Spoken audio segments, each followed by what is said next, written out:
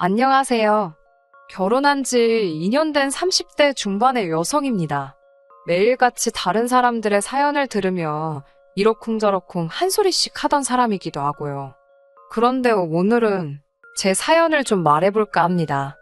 시부모님도 그렇고 아주버님 부부도 그렇고 어찌 그리 염치가 없으신지. 솔직히 시댁 식구들이 아무리 개차반이어도 남편만 멀쩡하면 이래저래 참고 살아봤을 거예요. 시댁 식구들하고 같이 사는 것도 아닌데 제가 뭐 한다고 이혼까지 하겠어요? 하지만 팔은 안으로 굽는다잖아요. 남편은 무슨 일이건 간에 시댁 식구들과 관련이 있다 싶으면 무조건 제가 이해하고 넘어가길 바랬어요. 남편이 아니라 남의 편이라더니 정말 그 말이 딱이더라고요. 이럴 거였으면서 왜 그렇게 절 꼬시려고 안달이 나 있던 걸까요? 남편은 저희 아버지 건물 3층에서 국어교습소를 운영하고 있었습니다. 저는 1층에서 카페를 운영하고 있었고요. 제 카페에 오시는 손님들은 대부분이 단골이고 남편도 그들 중 한 사람이었어요. 고객 관리 차원에서 손님들이 오면 상황이 허락하는 한 한두 마디 인사도 하고 가벼운 대화도 나눕니다. 나중에 들었지만 남편은 그 대화가 즐겁고 기다려지더래요. 아무튼 몇 번의 대화로 서로 좀 친해졌다 싶었을 때쯤 나이 얘기가 나왔습니다. 제가 33이라고 하니 남편은 잠깐 놀라는 듯 하더니 자기도 33이라더군요. 꽤나 어려 보였기에 당연히 저보다 동생일 거라 생각했는데 의외였지요. 그게 거짓말이었다는 걸 알게 된 건 남편과 연인 사이가 되고 반년쯤 되었을 무렵이에요. 여행지에서 쓸 차를 빌리려는데 남편의 운전면허증이 필요했거든요. 그때 남편이 저보다 5살이나 어린 연하라는 걸 알게 되었습니다. 처음엔 당연히 헤어지자고 했어요. 5살 연하면 제 남동생보다도 어렸으니까요. 하지만 남편은 제가 너랑 나는 안 된다고 할수록 오히려 결혼하자며 더 저돌적으로 나왔습니다. 제가 어이가 없어서 그러면 한번 지금 가진 게 얼마나 되는지 말해보라고 했어요. 예를 들어 현재 얼마나 벌고 있는지, 모아둔 돈은 얼마나 있는지, 시부모님 재산 상태라던가 보통 사람들이 말하는 객관적인 조건들 말이에요. 남편의 수입은 월 300 정도였고 시부모님은 좋은 동네에서 월세로 살고 계시다 했습니다. 재산은 잘 모르지만 소일거리로 한 달에 100에서 200 정도 벌고 계신 걸로 안답니다. 위로 결혼한 형이 있는데 평범한 회사원이라고요. 남편이 모아둔 돈은 3천 정도였는데 그 부분에 대해서는 솔직히 기대가 없었으니 실망도 없었다고 표현하는 게 적절하겠네요. 저보다 5살이나 어린데다가 군대 갔다 오고 어쩌고 이런 거 저런 거 생각하면 오히려 3천을 모았다는 게 기특해 보일 지경이었으니까요. 어떻게든 저한테 잘 보이려고 용을 쓰는 그 모습이 기특하기도 했고 나이를 알기 전부터 이미 만나오면서 사랑하는 마음도 쌓여 있었으니 결국 헤어지지 못했습니다. 오히려 상황을 해결하겠다며 남편이 보여준 추진력과 성실함에 더 확신을 갖게 된 것도 같아요. 돈이야 물론 있으면 좋았겠지만 없다는데 그걸 뭐라고 할 수도 없고 아직 갈 길이 구말리니까 둘이 같이 벌면 된다고 생각했어요. 이런 말 뭐하지만 저도 벌 만큼은 벌고 있었고 친정도 여유가 있었으니까 돈 문제에 있어서는 크게 예민하지 않았네요. 그렇게 저희는 2년의 연애 끝에 부부의 연을 맺게 되었습니다. 저와 남편 둘만의 결혼 생활을 이야기하자면 다른 부부들처럼 가끔 부딪히는 일이 있긴 했어도 무난한 편이었어요. 시댁 식구가 얽히는 경우만 제외한다면요. 더 정확히 말씀드리자면 시댁 식구가 얽혔다는 건 돈 이야기가 나왔을 때를 말하는 거예요. 이제 와서 돌이켜보면 진짜 돈 때문에 궁상맞은 시댁 식구들 때문에 정말 못 같은 일들이 많았는데요. 그걸 나열하자면 한도 끝도 없으니 몇 가지만 이야기해볼까 봐요. 결혼 초에 있었던 일입니다. 앞서 말씀드렸다시피 저도 남편도 저희 아버지 건물에서 사업을 하고 있었잖아요. 사람들은 제가 딸이니까 월세를 안 낼 거라고 생각하던데 저도 될 거 다 내면서 장사하는 입장이었습니다. 아버지께선 설령 그 돈을 다시 저에게 용돈으로 줄 때 주더라도 일단 받을 건 받아야 한다며 돈 거래는 깨끗이 하는 게 좋다고 하시는 분이시거든요. 그런데 정말 결혼하고 한 두세 달쯤 됐을 무렵이었어요.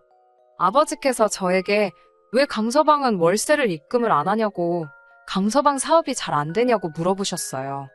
학생 수도 늘고 있었고 옆에 빈 사무실로 교습소를 확장하네만 하는 상황이었는데 그런 소리를 들으니 당황스럽더군요.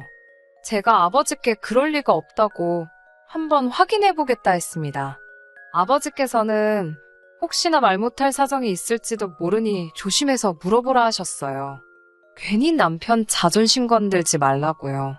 아무래도 딸에 비해 한참 어린 사위라서 그런지 저희 부모님께서는 행여 남편 입장에서 장인 장모가 자기가 어리다고 무시한다고 오해라도 할까봐 걱정을 많이 하셨어요. 그래서 말 한마디라도 늘 조심해 주셨고 배려해 주셨습니다. 밀린 월세에 대한 남편으로부터 돌아온 대답은 황당했습니다. 장인어른 건물인데 사위가 월세를 왜 내냐입니다. 제가 황당해서 친정부모님은 건물에서 나오는 월세로 생활비도 하시고 노후 준비도 하신다. 다 친정부모님 재산인데 그걸 당신이 왜 마음대로 낼지 말지를 정하냐니까. 이제 한가족인데 그런 걸 다 따지시냐며 자기는 생각도 못했답니다. 그러더니 월세는 내겠다면서 대신 확장은 못하겠다며 한숨을 푹푹 쉬더라고요. 이제 보니까 비어있던 사무실도 공짜로 쓸 셈이었던 거지요. 어찌나 괘씸하던지 확장을 할 거면 아버지랑 정식으로 계약서 다시 쓰고 하고 그럴 능력 안 되면 깔끔하게 포기하라고 딱 잘라 말했습니다. 결국 남편은 일주일에 걸쳐 밀린 월세를 다 냈고 확장은 안 하더라고요. 어이가 없어서. 게다가 형제라서 그런지 어쩜 그렇게 똑같이 염치가 없던지요. 저희가 결혼한 지 1년이 좀 넘었을 때 있었던 일입니다. 저희 친정부모님은 두 분이서 그렇게 자주 여행을 다니세요.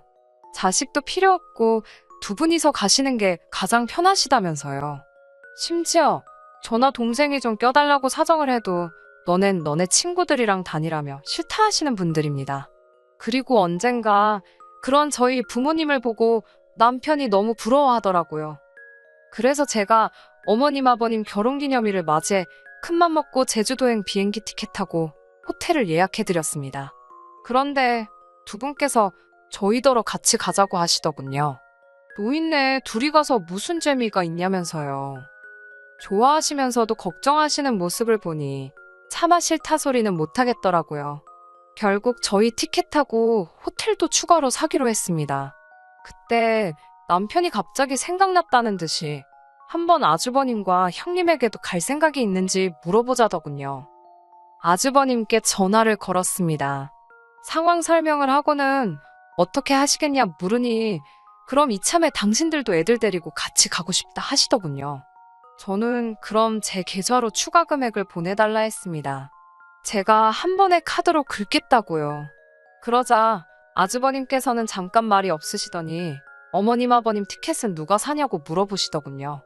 순간 아주버님이 보태시려고 그러시나 싶어서 제가 사는 건데 부담 갖지 마시라 했습니다. 아주버님네보다는 저희 쪽이 형편이 낫기도 했고 처음부터 제가 해드릴 생각으로 벌인 일이니 부담 주고 싶지 않았거든요. 그런데 아주버님 입에서 나온 말은 전혀 뜻밖이었습니다. 기왕 제가 쏘기로 한 거 기분 좋게 다 쏘랍니다. 누구 건 내주고 누구 건 안 내주고 좀 치사한 것 같다면서요.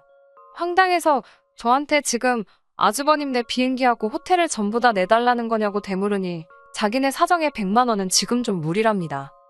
그래서 못 가시면 아쉽지만 어쩔 수 없지 않냐고 다음에 같이 가자고 했어요. 잠깐 말이 없던 아주버님이 남편을 바꾸라고 하더군요. 저도 더는 상대하기가 싫어서 그대로 남편에게 전화를 넘겼습니다. 전화기를 들고 있던 남편의 표정이 점점 똥 씹은 표정으로 바뀌더라고요. 그때 전 남편도 저와 똑같은 마음일 거라고 생각했어요. 그래서 저렇게 기분이 나쁜 거라고 아주버님이 정말 뻔뻔하고 염치가 없어서요. 하지만 전화를 끊고 남편은 오히려 저에게 화를 내기 시작했습니다. 형네 사정 뻔히 알면서 돈 100만 원 가지고 왜 그렇게 치사하게 구냐고요. 우린 100만 원 없어도 안 죽지만 저쪽 집은 죽는답니다. 제가 죽긴 뭘 죽냐고. 그리고 그 정도로 없으면 안 가는 게 맞지. 내줘도 내가 내주고 싶으면 내주는 거고, 안 내준다고 욕하는 거 보니까 안 내준다고 말하길 잘했다 싶다고 저도 받아쳤습니다. 그러자 남편이 한다는 소리가 아주버님 볼 면목이 없어서 자긴 제주도 안 간다더군요. 저더러 혼자 시부모님 모시고 다녀오라면서요. 그래서 제가 됐다고, 그럼 어머님 아버님 두 분이서 가시게 하던가 당신이 혼자 모시고 가라고, 나는 그렇게는 안 간다고 했습니다. 이건 뭐 돈은 돈대로 쓰고 욕은 욕대로 먹고 기분 더럽다고요. 그러자 남편은 끝까지 한다는 소리가, 그럼 제 티켓 사려던 돈은 현찰로 달랍니다. 가서 경비로 쓴다나요. 너무 화가 나서 진짜 구질구질하다고 제가 소리를 빽 질렀어요. 그제서야 남편도 쫄았는지 정신이 들었는지 그만 떠들고 치그러지더군요. 며칠 동안 아무리 생각해봐도 이렇게 뻔뻔할 수가 있나 어이가 없더라고요. 솔직히 결혼 초부터 가족끼리 외식을 가든 나들이를 가든 조금만 돈 든다 싶으면 아주버님네가 이리 빼고 저리 빼고 그러는 게 눈에 빤히 보였어요. 그렇지만 저희와 달리 애들도 있고 아주버님도 외벌이니 오죽하겠나 싶어서 그냥 모르는 척하고 저희 부부가 대부분 부담하고 있었거든요. 저희라고 돈을 쌓아놓고 살아서 그런 게 아니라 그냥 가족이니까 배려를 하고 이해를 한 거지요. 그런데 언젠가부터 아주버님은 저희의 호의를 너무 당연하게 생각하셨나 봅니다. 정말 호의가 계속되면 호구가 된다더니 제가 딱 극골나게 생겼더군요. 결국 제주도 사건 이후로 아주버님네와 정확히 반반씩 부담하기 시작했습니다. 그나마도 처음엔 제가 내고 계좌로 보내달라 하니까 몇 날 며칠 말로만 보내준다 해놓고 안 보내고 질질 끌길래 요새는 아예 카운터에서 나눠서 긁어달라고 하는 수준에 이르렀지요. 하지만 이런 이유로 이혼을 결심한 건 아닙니다. 정말 결정적인 사건은 따로 있었어요. 얼마 전에 있었던 일입니다. 평범한 주말이었는데 아버님께서 같이 삼겹살이나 구워 먹자며 저희 부부를 오라 하셨습니다. 이전에도 몇 번이고 이런 식으로 자리를 만들어 아주버님네와 화해 아닌 화해를 시키시려는 시도를 하셨기에 이번에도 그런 자리겠거니 생각했어요. 말이 좋아 화해지, 저희더러 그만 뻗대고 굽히고 들어가라는 거였는데 당연히 제 입장에선 그럴 이유가 없었기에 늘 서로 감정만 더 상하는 일이 비일비재했습니다.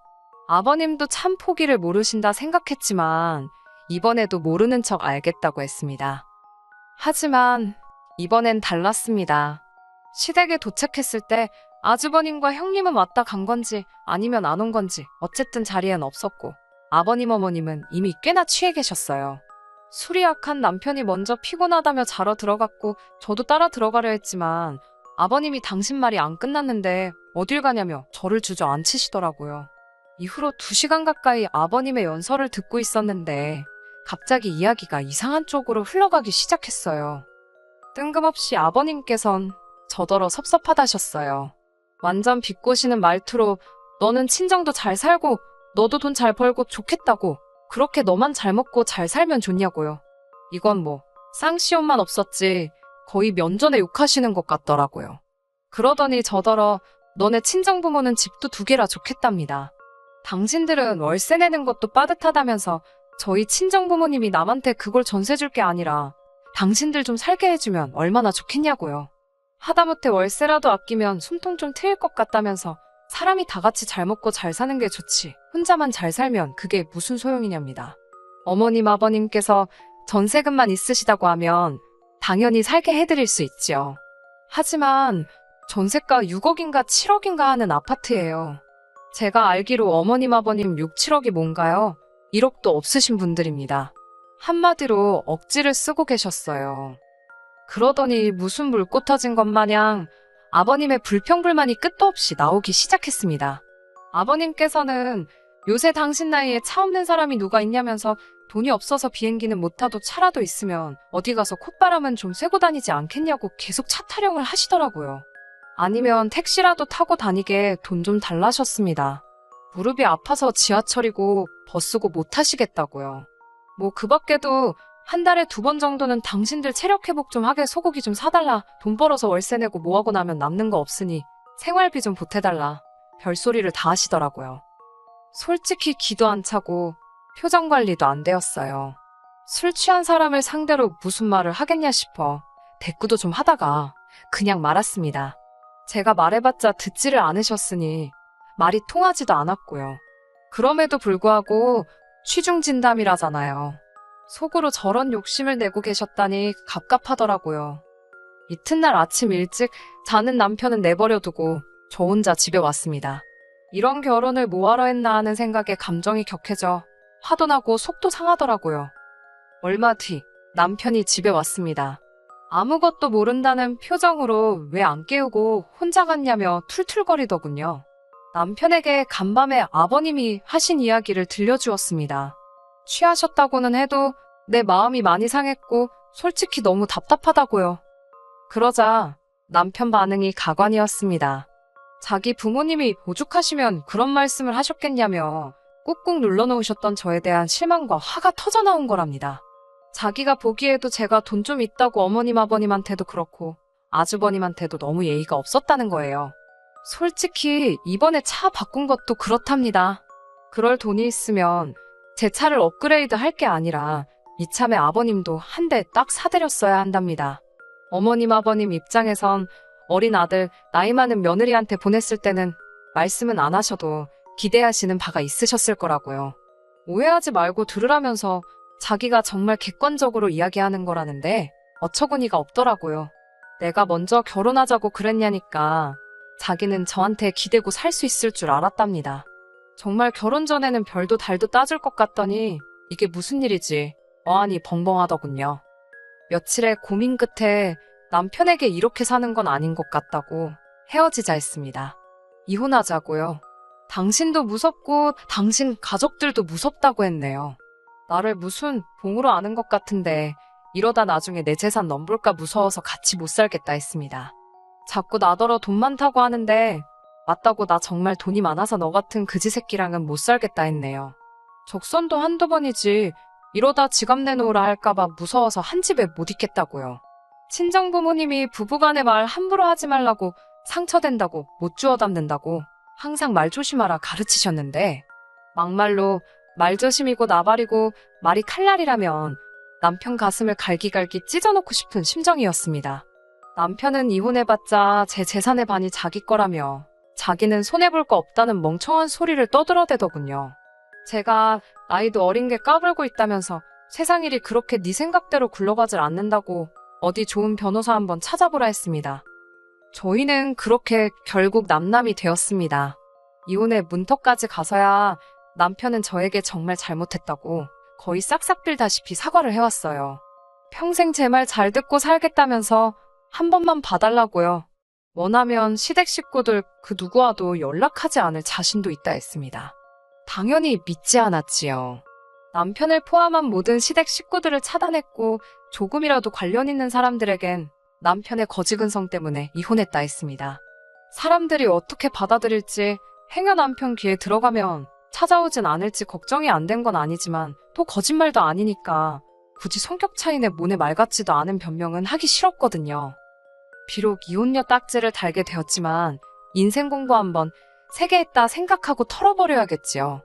아, 그리고 지난달에 남편 사무실 계약 기간이 끝났거든요. 친정아버지께서 공실로 놀리는 한이 있어도 너한테는 안 내준다며 계약 연장 안 받아주셨습니다. 남편은 아무리 그래도 남의 밥줄 가지고 이러는 게 어딨냐고 치사하다고 생난일을 쳤지만 이제 남남인데 알게 뭐래요. 밥줄이 이어지든 끊어지든 걔가 물어가든 제 할 바는 아니잖아요.